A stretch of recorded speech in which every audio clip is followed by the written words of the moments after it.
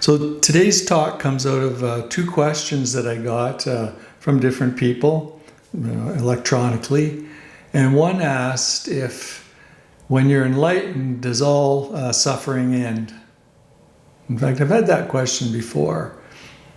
When one awakens to their true nature, does that mean all the suffering ends? And the other person asked, so why do we cling? She was kind of beside herself that she started seeing that all this mind-created stuff just causes me more suffering. Why do I do it? Why does this happen? So the Buddha talked about all these things on numerous occasions, but what he's really talking about is the end of all the optional or mind-created suffering, right? Not the end of kind of the suffering that's unavoidable, right? That the baseline, something called baseline suffering. So my statement that the dukkha is most of it's mind created points to an answer to the second question. Just a little more about this word dukkha. I don't know if I've done this kind of deep look at it in this group. It's dukkha is made up of two components: the prefix du and the root ka. So the du means bad, really, or difficult, and the ka means empty. And I guess scholars, you could say, are pointing to the fact that what it means is an empty axle hole, the axle hole of a wheel.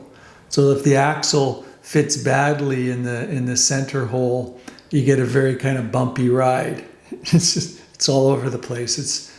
It's not smooth. And this is kind of the analogy for a ride through samsara. It's a bumpy ride, right? There's lots of suffering. And in the Buddha's teachings, again, he often spoke of the Four Noble Truths, the crucial importance of the Four Noble Truths, with the first truth focusing on the nature of dukkha. So it's very, very important. This word is so central to the teachings. As he said, the Buddha said, all I teach is dukkha and the end of dukkha. So really, that's all he was teaching. So that should really be a signal to us that this is really something that is central to our practice. So he did divide it up into three kind of types of dukkha: the dukkha, viparama dukkha, and sankhara dukkha. And the dukkha, just the same word twice, is it's this unavoidable stuff, right? This unavoidable pain and difficulties that we encounter as in our lives as human beings. In fact, all living things on the planet experience dukkha, right? It includes birth and aging and illness and death eventually. So all living things can't escape this dukkha, this type of unavoidable dukkha. In fact, it's really how everything, all sentient beings, including animals, humans, plants, grow and adapt, is because of the challenges and difficulties, obstacles that are are there in front of us. And the Buddha really emphasized the impermanence of all this, right? It's the fleeting nature of this, of pleasure and pain. In other words, if you don't ruminate on it or try to push it away, the dukkha will just naturally fade. So that's an important teaching even on dukkha, that it's, if we can just allow it to be, accept that, here is dukkha, without trying to get rid of it or spend lots of time thinking about how to avoid it and getting upset when it happens. I think I used to say when I was teaching that if you get one thing, I'd do a 7-day retreat, and I'd say, if you get one thing out of this retreat, if you can allow dukkha to just arise and fade, then that'll dramatically transform your life. Vipari nama dukkha, the second type of dukkha, arises from the nature of existence itself. It's basically impermanence. And the viparinama dukkha arises in response to pleasant experiences, right? We can suffer because we grasp onto pleasant experiences. Viparinama means changing. So the joy and satisfaction, happiness derived from worldly experiences are always temporary. And clinging to them brings suffering, right? Because inevitably they're going to transform and fade away. So when we're enjoying something that's pleasant, we crave for it to continue. And so recognizing this truth allows us to have a mindset of non-attachment and acceptance.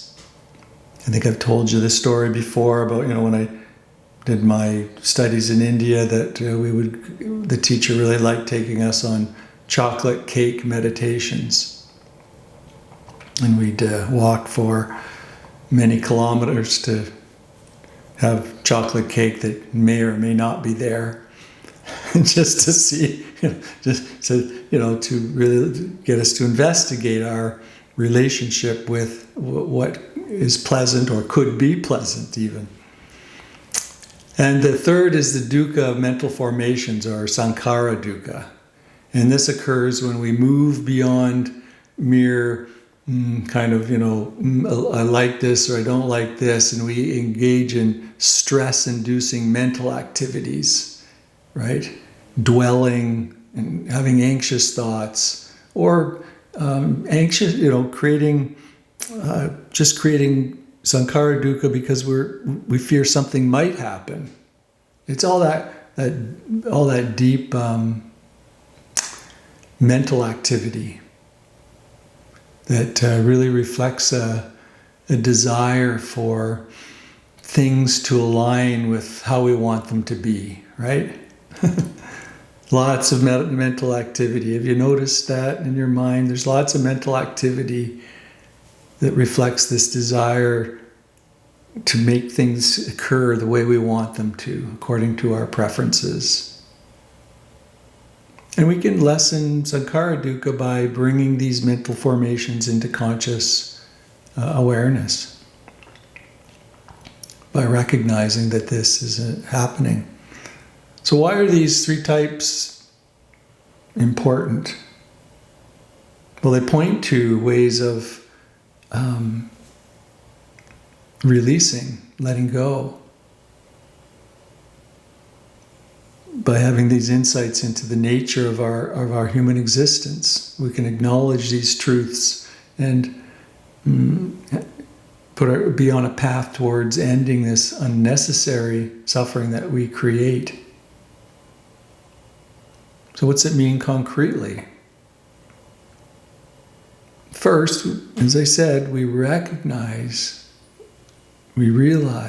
that some suffering and pain is inevitable and can't be avoided.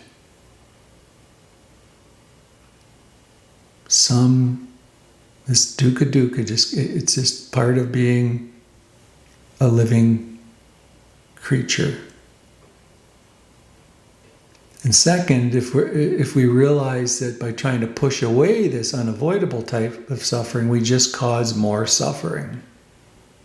So here's acceptance is crucial.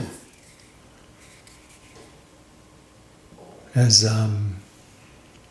Eckhart Tolle likes to say, accept each moment as if you had chosen it.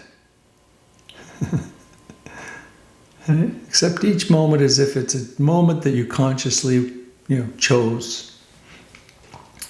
And the third concrete point here is we need to directly see that the mind creates viparnama dukkha and sankhara dukkha. Right? And we can see, we become conscious after we see that we suffer when we identify with the mind and we believe the stories and we argue with the isness of the moment. So if we let go of clinging and craving, these types of dukkha can be avoided. And can we see all those obstacles, what we call obstacles or difficulties, an opportunity to awaken. So we awaken little bit by little bit when we're free from ego, which is the same as saying free from thinking, free from the constant, incessant chatter of the mind, free from identification with the mind, believing it. I can remember years of practice where I would just watch the mind chatter away.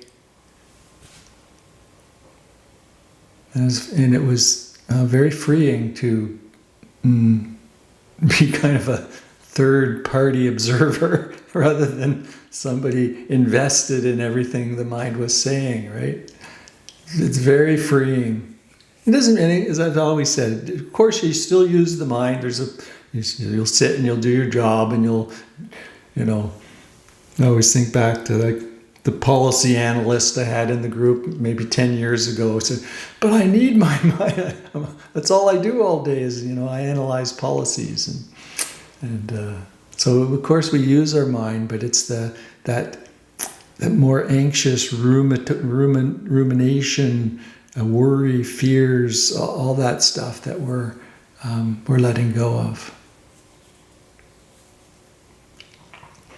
So transformation doesn't emerge from mind-based struggle, but it emerges from resting in awareness, resting as awareness. As you know, I use the term struggle to refer to our attempts to push away all the pain and grasp at what we want. I just kind of lump that together as struggle. I think it's a word that resonates with people. The word tanha or craving that the Buddha used is, I think, a little less direct for our modern mind. It's just this notion of struggle. It's struggling with the present moment. And struggle narrows our field of awareness, right? The harder we struggle, the narrower our attention, our field of awareness becomes. And letting go of struggle expands our awareness and allows things to unfold naturally. So you picture yourself at the top of a pristine mountain on a beautiful day.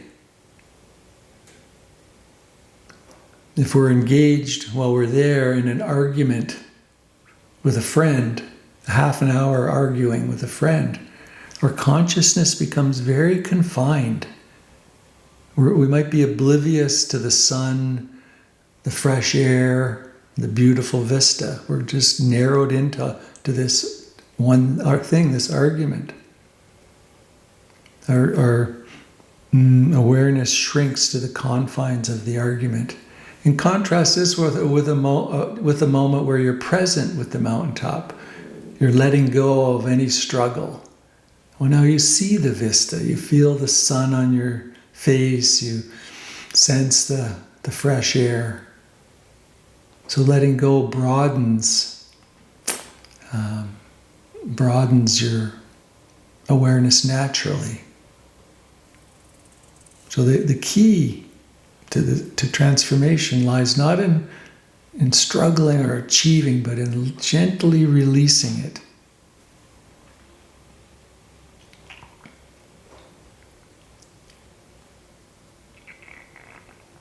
And of course, choosing not to struggle doesn't imply being passive. It's not passive resignation. It's not a nothing I can do attitude.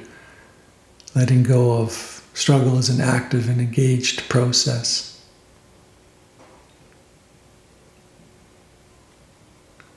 So when we get together like this and we begin with meditation, we begin with silence and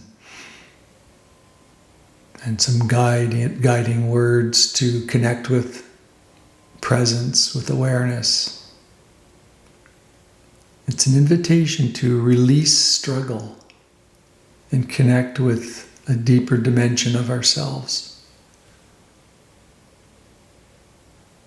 In those moments, there's no need to grapple with what's going on with any external stimuli.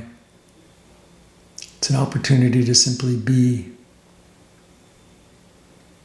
without the weight of unnecessary struggle.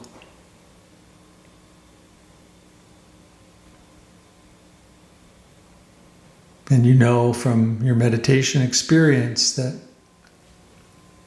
you could sit still and have no apparent task and no external stimuli.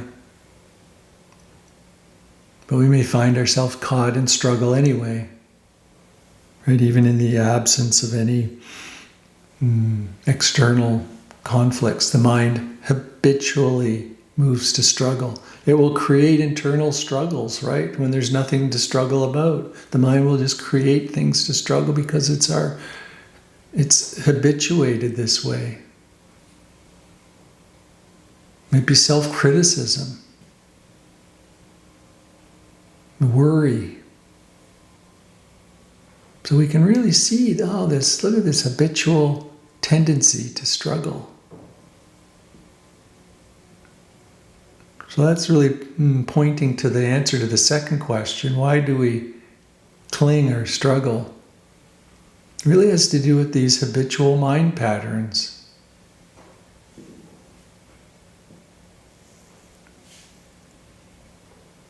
So the next time you see yourself, find yourself sitting without a specific task or external distraction, consider it an opportunity to not engage in needless struggle. And consider it a moment to get out of the head into the simplicity of just being. Of course, maybe you notice, look at this compulsion to create conflict where none exists. You can go, I can just see that for what it is. And as you all know by now, once you see it, once you just observe it, it's no longer has any juice. The mind pattern loses its power,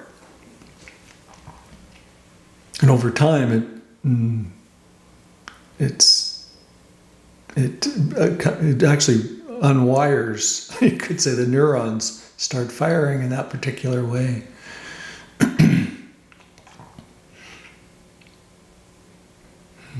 So the Buddha's teaching really encourages us to develop a skillful and compassionate approach to dealing with struggle. Focuses on mindfulness, on stillness, on the awareness that's behind the pain or difficulty.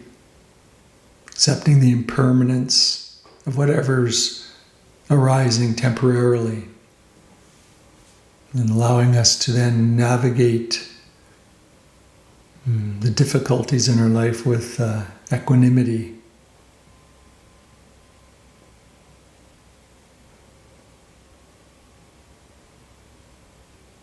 So dukkha is part of life. In the teachings of the Buddha provide a path for liberation from the cycle of the unnecessary suffering. It provides an eightfold path. Cultivation of wisdom, of mindfulness, of ethical living. We can really transform our relationship with suffering and have a much more peaceful and free existence.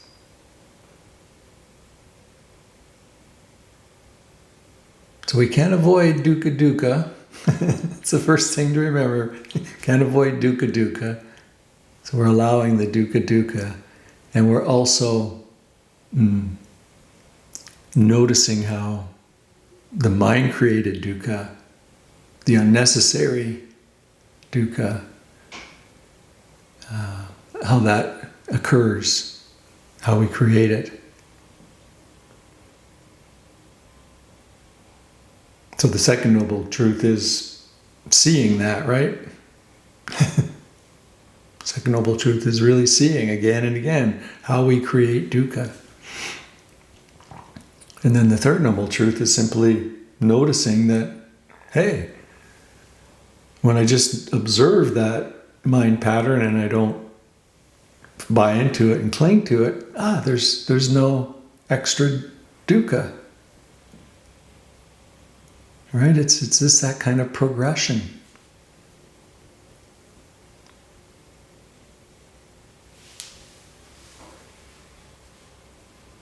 So it's this releasing ourselves from identification with the continuous chatter of the mind without trying to stop it, right? As soon as we start to try to stop the mind, we're of course just more struggle, right?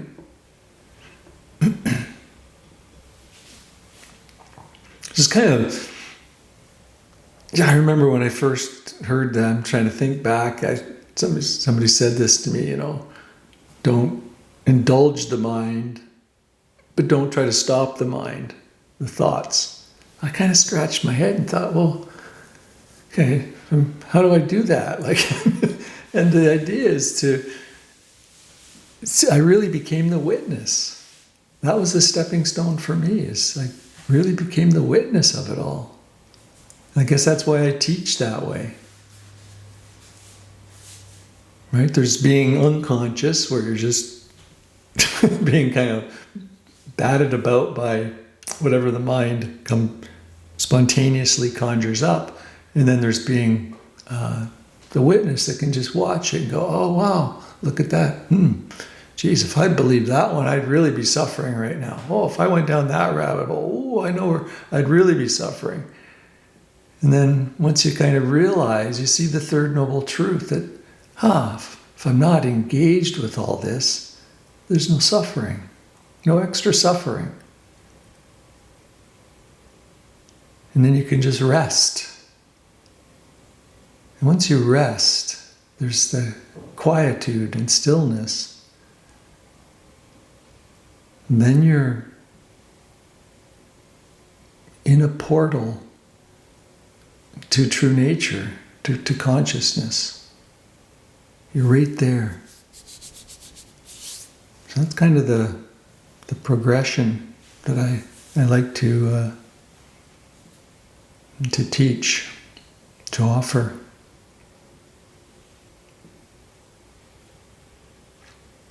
So wherever you are on that kind of pathless path to as the Zen masters like to say, the gateless gate. Wherever you are on that path, just try to sort of see, okay, that's the practice that will be helpful for me right now. Recognizing that you're consciousness, your true nature is always and already there. It's just being clouded over by struggle.